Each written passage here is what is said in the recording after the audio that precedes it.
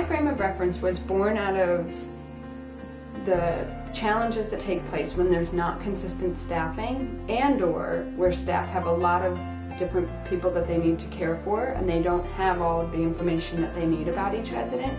And so I was working in this one particular building and they just happened to have a lot of turnover, and residents would be coming out without eyeglasses, residents would be coming out, you know, with not using the right type of walking device. Maybe they were not using a walker and they had one, or they were in a wheelchair and they should have been using a walker. So this kind of began this idea of using like picture care plans.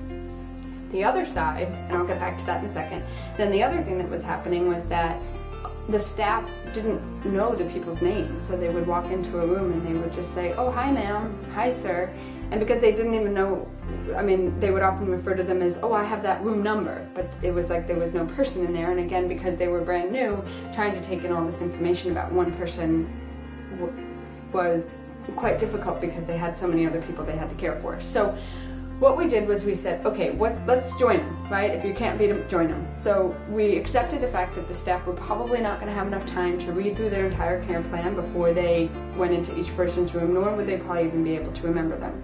So what we did was we took all of the information, and so the first my frame of reference is a social background. So for instance, if the person's name is David, but he likes to be called Dave, what the top of my frame of reference says what I like to be called, so that the minute we're calling him Dave, we now become somebody that's informal to him, somebody who is maybe familiar to him, and so now he's going to be a bit more responsive than if we say, "Oh, hi Mr. Stein," right? Because that's a very formal way of talking, and perhaps for him, his whole life he's been called Dave, and when people call him David, it's a very either distressing situation or a very formal setting. So by just even calling people by the right name, it allows the person to be able to be more comfortable. So what we did then was we said, okay, well, what are the other things that will be helpful? So if Mrs. Jones, for instance, doesn't want to get up for breakfast, but we know that she absolutely loves coffee and toast and it's her favorite thing to eat, then what we can say to her is, "Hey, Mrs. Jones, I don't want your coffee to get cold. Do you want to get up and just have your coffee?"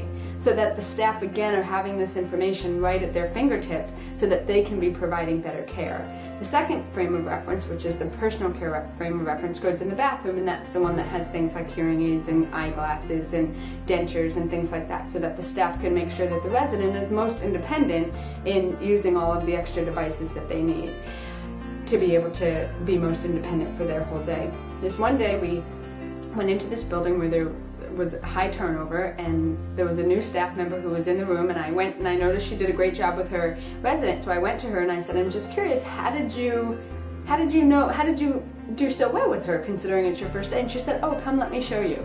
And she brought me into her room and she showed me the resident's mind frame of reference. She said, "When I was first hired, I was taught to look for those in each room, and I would have the basic information that I need to know about every single resident." I mean, I wanted to hug her and kiss her. I was so excited, right? So the benefits of using my frame of reference is that it helps staff to better care for the residents by having that information that they need right at their fingertips.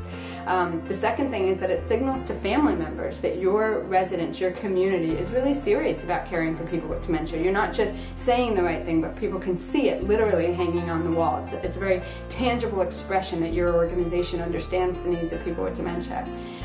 It helps to increase census by giving marketing another point of differentiation about your community. It's a brand new tool, and so the more people that are using it, it's kind of spotty for right now. So at this point, people are able to look at that and say, "Oh wow, these people are doing something really different than other groups."